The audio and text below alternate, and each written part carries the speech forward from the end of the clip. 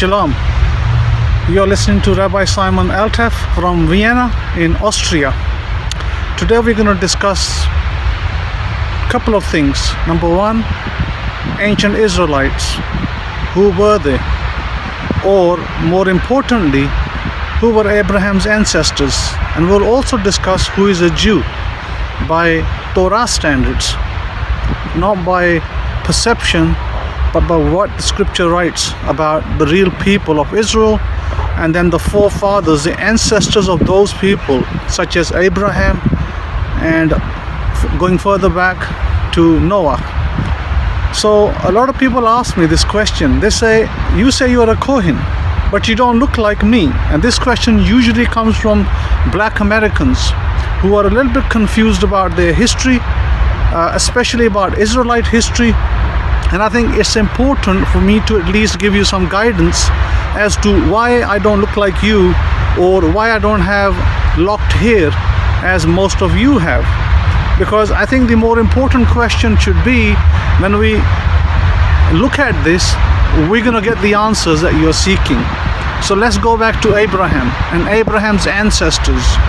Most people believe that Abraham lived in Iraq, and that's where he was brought up, that's where his family was.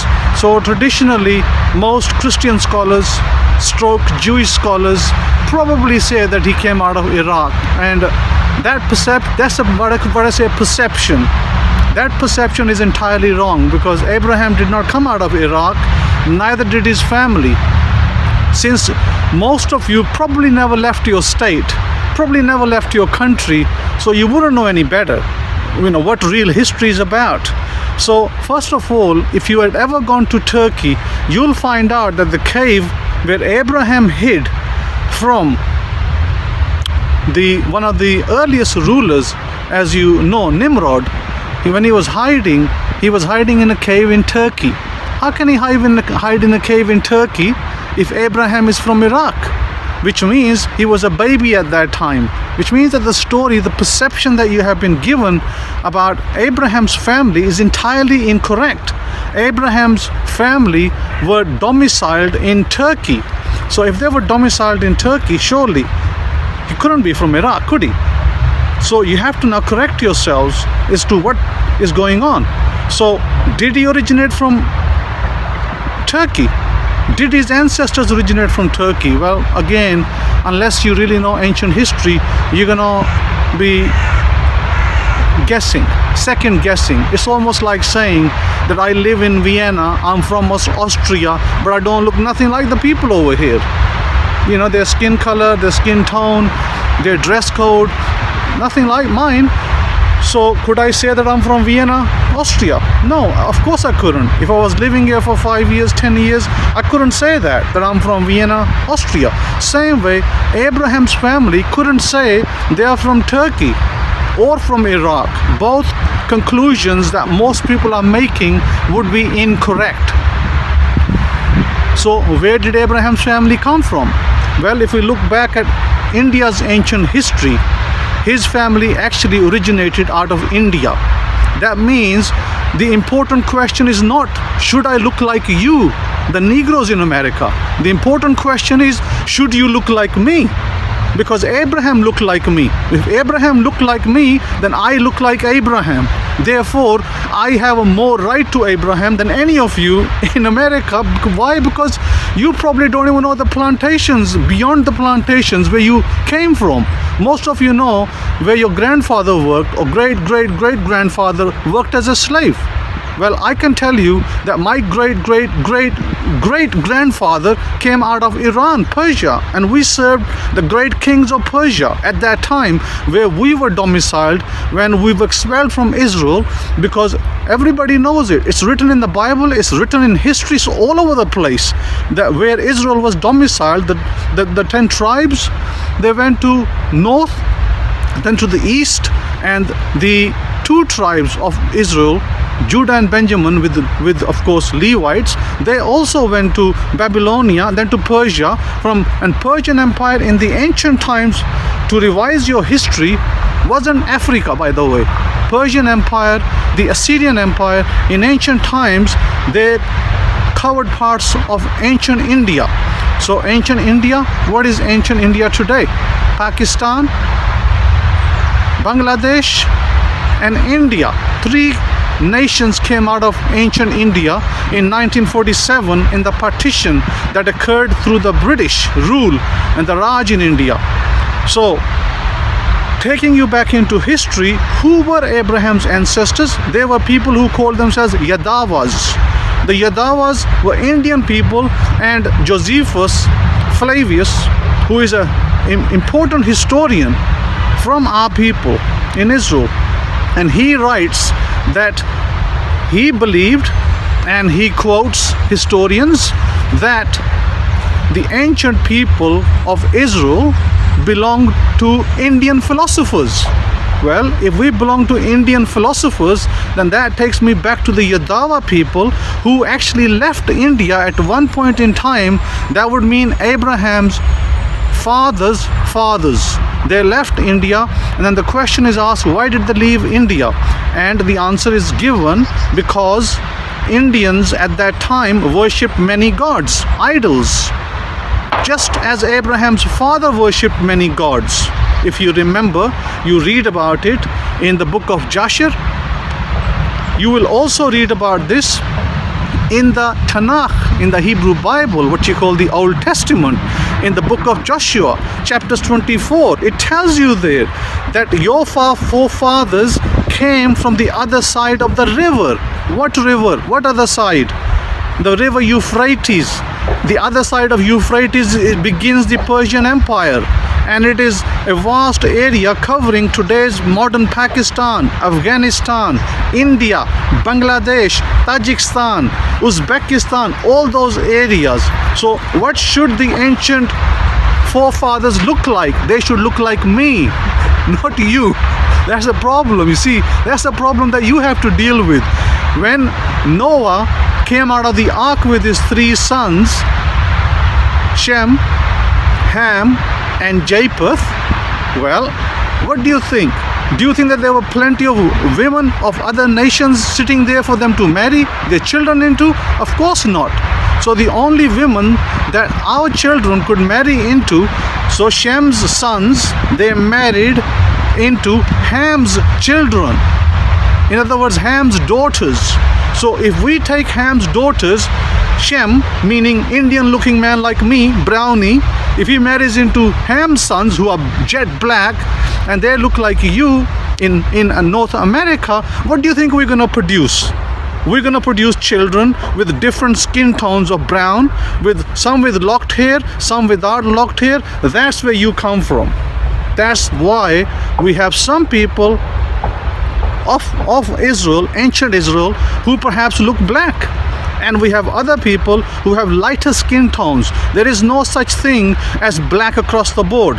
That would be a falsehood to teach that there's just black across the board. That is not true, because if I bring you to Abraham, our forefather, and if I tell you about his wives, he had a black wife from Egypt. Well, what kind of son she's going to give him? Ishmael is going to be a son of darker skin tone. Now, what about his other wives? Well, Sarah, clearly, there are two opinions on Sarah, and you can take whichever opinion you like. You can take the opinion that Sarah's from Chad, or you can take the opinion that Sarah's from India. I would probably go with the opinion that Sarah's family also originated out of India. Therefore, they both look like each other, and they're going to produce children that are going to look like Indians. Therefore, Yitzhak, Isaac, is going to look like me. He's not going to look like you, unfortunately. There's no such thing. Now, therefore, that means we're going to have two sons, Esau, which you call Esau, and you call Jacob. Those two sons. Well, everything is determined by who they marry. Now, I didn't go back and explain that Abraham also had a white wife, a Caucasian wife, whose name was Mashech, who was from Turkey. Well, guess what, guys? If Abraham's family were domiciled in Turkey, what are the chances do you think that Abraham have a Turkic wife? What do you think are the chances? And what do today's Turkic people look like? Most of them look like Caucasian, white people. They pass for an Englishman anytime, more than me. So therefore, the question is, if he married into a Turkic woman, which he did, And that's whose son we know was Eliezer, his older son. So if he had a white woman, what do you reckon? Do you reckon she's going to have some white children? Potentially? Yes, she is. That means that Abraham will have white in the mix as well. Do you think they followed the God of Israel? Most likely, 100%. Definitely followed the God of Israel. So where does that leave us? So let's go forward a little bit, then we'll come back. We'll go forward, we'll come back, we'll try to get some understanding. So if we go forward, we come back to Isaac. So what does Isaac's wife, Rebecca, what does she tell her son, Jacob? You are not to marry the woman of Canaan. Who were the women of Canaan? These daughters of Ham, black women who were corrupted, who were worshipping false idols, who were sacrificing their children to false idols. So the mom, Rebecca, told her son, you're not to marry into these heathens that are worshipping false idols. Therefore, you must go back to the family.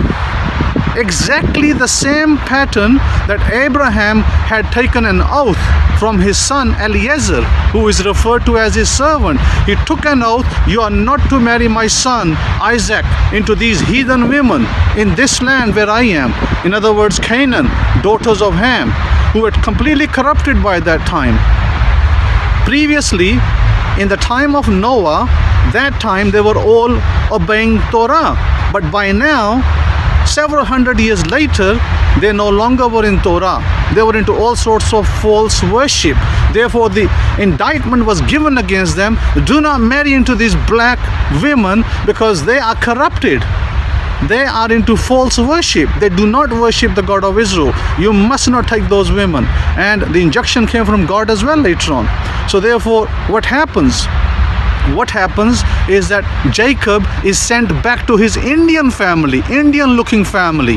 Where? In Iraq, where they are settled in Padan Aram. Let's break those two words down. Padan Aram. Aram is the area where we get the language Aramaic, meaning Babylonia, Persia, which spoke to a large extent. They spoke the Aramaic language, square script, what they call square script Hebrew today. So if they spoke Aramaic, that brings another interesting thing, doesn't it?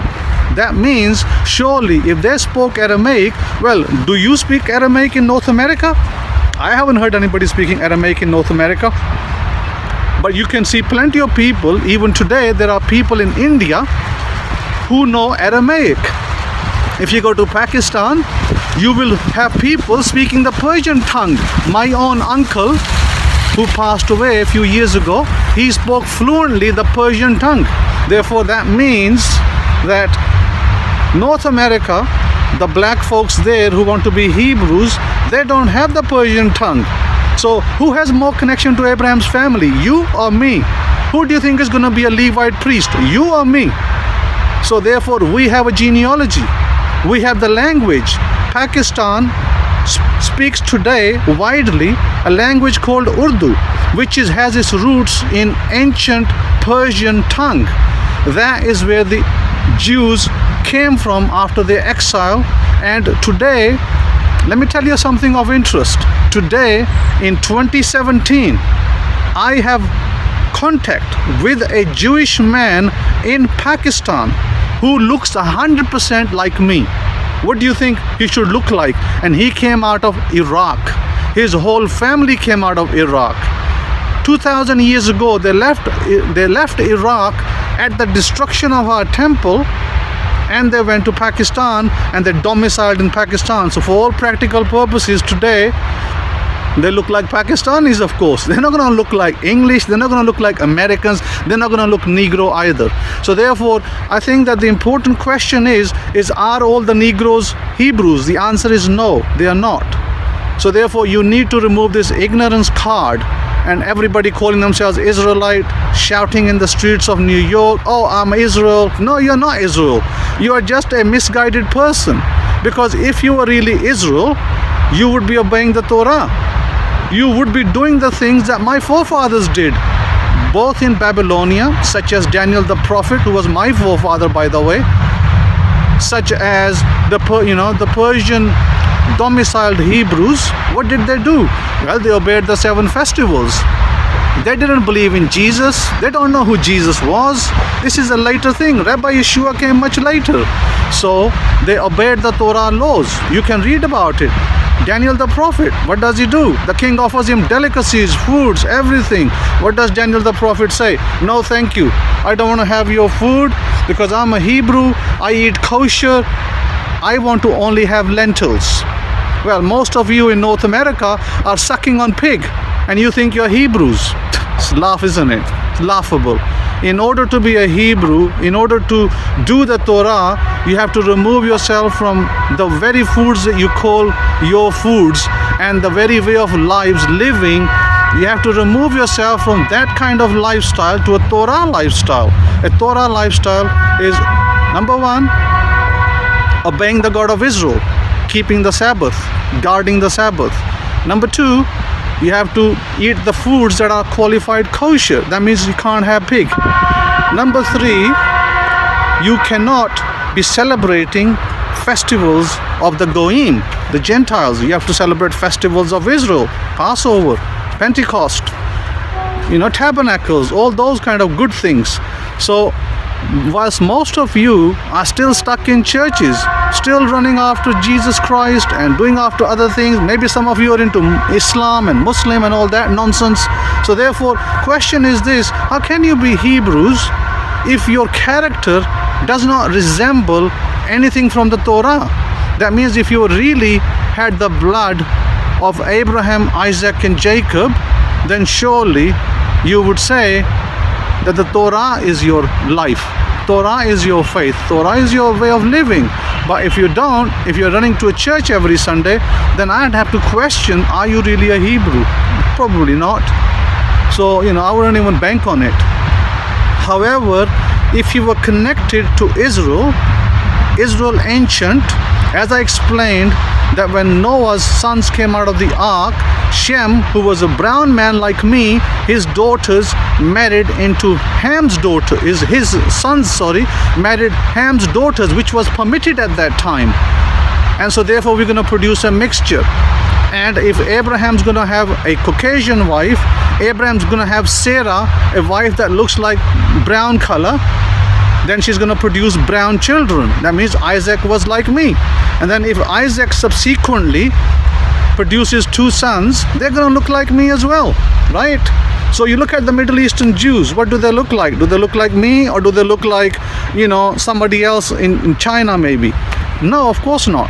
So we have to understand that we must take scripture and history with it and get an understanding. When we do that, we'll never go wrong. But if we dissect, if we just remove ourselves from scripture and just pretend to be somebody we are not, you'll never get anywhere. However, I'm not saying that you cannot become part of Israel. You can.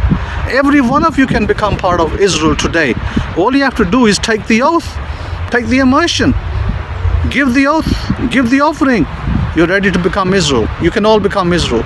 So in order to be part of the contracted people, covenanted people of God, you have to take the oath, then demonstrate Torah in your lives. If you don't demonstrate Torah, you cannot be qualified a Hebrew. You can't go around in the street saying I'm a Hebrew and you're worshipping in church on Sunday. That's not a Hebrew. So therefore you have to come out of that. So let's go back to Abraham. Let's go back to these people called Yadavas. Let's go back to the land that we once inhabited in Israel, an area known as Judea. Judea, from the Hebrew word Judea, and from the Hebrew word where we get Judah as well. And we get the Indian Sanskrit word Yud, which actually means a warrior of God. So therefore, the people who are known to have come out of India, settled in Turkey, and then Abraham gave away, he left that worship of his forefathers, which was idolatrous, worshipping statues. So Abraham left eastern Turkey, southeastern Turkey, to be on the exact space. He then traveled down into Iraq. From Iraq, he traveled down into Israel, into what we know as Hebron. If you go to Hebron, Shechem, then if you go to Hebron, you will see that his grave is there today for everybody to see. It's 100% guaranteed that he was buried there, no doubt about it. Therefore, if Abraham traveled down there, let's look at Abraham's name. His name before God changed it was Abram. Abram's name came from the Indian deity, Indian god Brahma. So Abraham's forefathers were Brahmins. Brahmins are priests in India. So these priests, and if you go look, they still exist today. So we know our history. Because we know our history, we know what we should look like. However, this is not to say that you can't be Israel if you are Chinese looking maybe. Why? Because if you marry a Chinese woman and you produce a Chinese looking child, then of course that's an Israelite as well. Just as I explained to you, if we marry into Ham, a black woman, Ham's daughters, what are we going to produce? Dark colored children with locks and all, the looks that you have in North America. So therefore there is consensus that a certain portion of Hebrews were taken in the slave trade. Not all of them, but a certain portion. That portion is what is in North America, potentially in Europe as well. So we know that an island in the coast of Africa called Sao Tome, from there a British ship that was carrying the Portuguese flag exported slaves, took slaves out from that island and shipped them over to the Americas. By the way, they were Jews. Yes, that's the only people that I know definitely who were black Jews. But there is no other account of Africa, Ghana, for instance, Nigeria, or for instance, what's known as the slave coast today or in the ancient times, which was an area that was domiciled between Nigeria, Benin, Ghana, where the slave ships went and brought back slaves. Well, most of the people that were gathered from there were the sons and the daughters of Ham, not Shem. So let's get this straight. Not all of the slaves came out of, that came out were Hebrews. As I explained, some were, not all of them. So today, by my estimation, and you can disagree with it if you like, by my estimation, only 10% people that boarded those ships potentially were Hebrews. Everybody else, nothing to do with us. Totally Hamites, 100% Hamites. But as I said earlier, your father, if you're a Ham, your father Ham at one point did obey the Torah laws until Nimrod, the one who became rebellious, started calling for his worship. He deified himself as some ancient rulers do. At that point we can see that is when it digressed, and God was so angry that he split their languages. We read about in Genesis chapter 11, the Tower of Babel, the Tower of Babel. Well, go look up where it is. So as I said, that you got to stop this chapter of ignorance, and you got to stop this cursing down white people and calling them sons of Edomites, etc. They are not Edomites. Most of the white folks that you see in America and Europe, they are the sons of Japheth. What they got to do with Edom? Yes, if they had married into the ancient Edomites, then you could say, yes, some of them could be, but not all of them. So therefore, once again, you only demonstrate your ignorance of ancient history and your arrogance of today by calling yourself what you're not and then putting other people down. That, by the way, is not permitted. What is permitted is that you can obey God. You can go to a rabbi, you come to myself, you go to another rabbi who can convert you into the Torah, and you can obey God. You can become part of Israel. That is allowed. But what is not allowed is your foul mouth in New York City's square, Chicago foul mouth on the streets, that is not permitted. That is very, very bad, and it reflects really badly on every black person in America. It shows, it makes a stereotype that all the black people are the same. That's a bad stereotype. So you need to stop these actions with all these different groups. I don't know, they have all these labels, A, B, C, D, E, F, G, E, H, United Church of Christ, and then there's others. There's so many of these groups that potentially are misleading the people, misteaching them, and generating hatred against the people they live with, which is, again, as I said, not a good thing. Should stay away from that. So therefore, as I explained, now what is a Jew today, 2017? Most of you have seen Jews today. You've seen the Ashkenazi in Europe. You have seen, I'm standing right here in Vienna. There's a lot of Jews over here, Ashkenazi. So you have seen the Sephardi Jews that came from Spain. You have seen the Yemenite Jews. You have seen the Middle Eastern Jews, the Mizrahi Jews. We also know the Persian Jews, Iranian Jews. There's at least 33 to 35,000 Iranian Jews right now situated in Iran.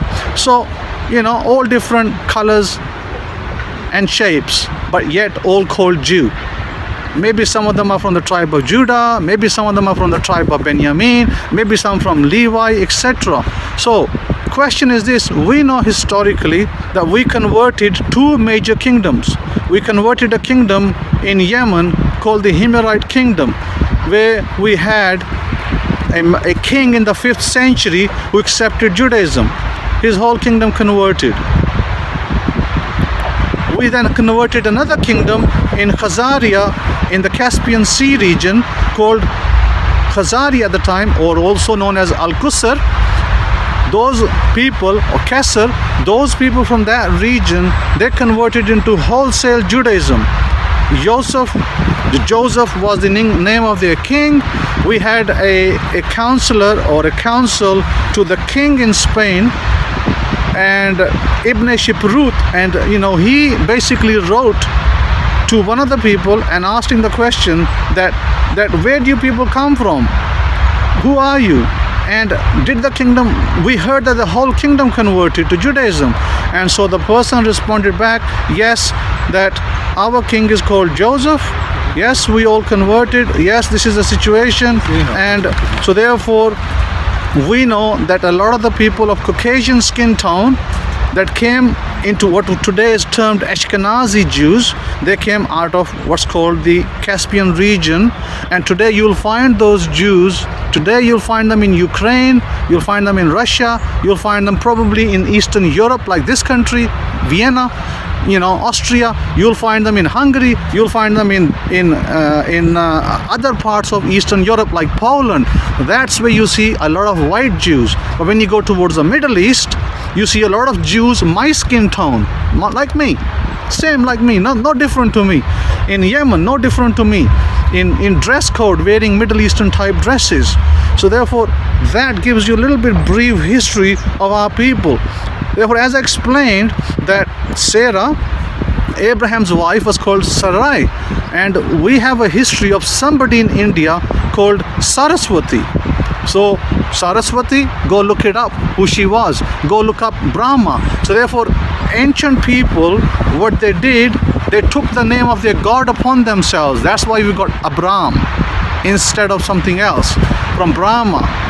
And this is why we have, for instance, we have our God, the God of Israel, as you know, Yud and He, Wa and He. So we have Yeshayahu. What is that? Isaiah the prophet, who has God's names attached to him. Yirmiyah, Jeremiah the prophet, God's name attached to him. Same way the culture was that people attached the false gods' names to them. Hence why we had the term of an ancient king. If you remember Nebuchadnezzar, well, Nebu or Nebu was one of the false gods of Babylon. So therefore Nebuchadnezzar took the name of his god that he worshipped. So we can see that ancient people used the names of ancient gods they believed in. However, the people of Israel and the people of Abraham, they took the names, applied the names of the God of Israel. So when we go back, I want to also point out that Abraham had a wife called Keturah. Keturah, by the way, wasn't what you imagine. Keturah was an Arab woman. She was from the great-grandfather called Yoktan. So therefore, she was married to Abraham from Abraham's matrilineal side, whilst Abraham's wife Sarai, known as Sarah, she came from Abraham's patrilineal side, from the father's side, as you will read about it in the book of Genesis. So I hope that I've cleared some confusion regards my skin color and your skin color. Therefore, I'm not saying, so don't get it twisted and don't get it wrong, I'm not saying that a Jew can't be black color, because we do have black Jews.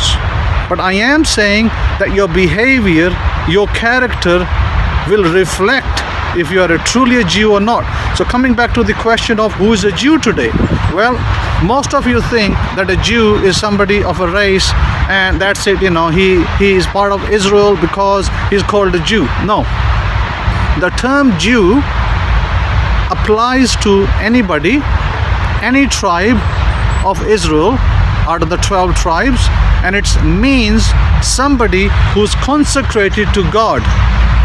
Whilst you might mistake it for somebody who is, you know, a dweller of Judea or Jerusalem, for argument's sake. No. So the term has developed. The term developed and modified itself over time from 17th century onwards, and it became like a race of people. But actually, the term Jew, when it applies to us, it means that we are consecrated to God, the God of Israel. That's really what the term really means. It's got nothing to do with what tribe I belong to. It doesn't mean that I belong to the tribe of Judah, which most people make a mistake when they say, oh, Jew means, oh, he belongs to the tribe of Judah. Not really. Because a Jew can belong to the tribe of Benjamin or Judah or Reuben or some of the other tribes that we have. Hence why I think that's another fallacy to say that all Jews belong to the tribe of Judah. Another convoluted idea that you see out there, that most Christians and churches think in their heads. And of course also the so-called people in America who think they are Jews, such as the black Hebrews, whilst most of those are nothing but pure Gentiles.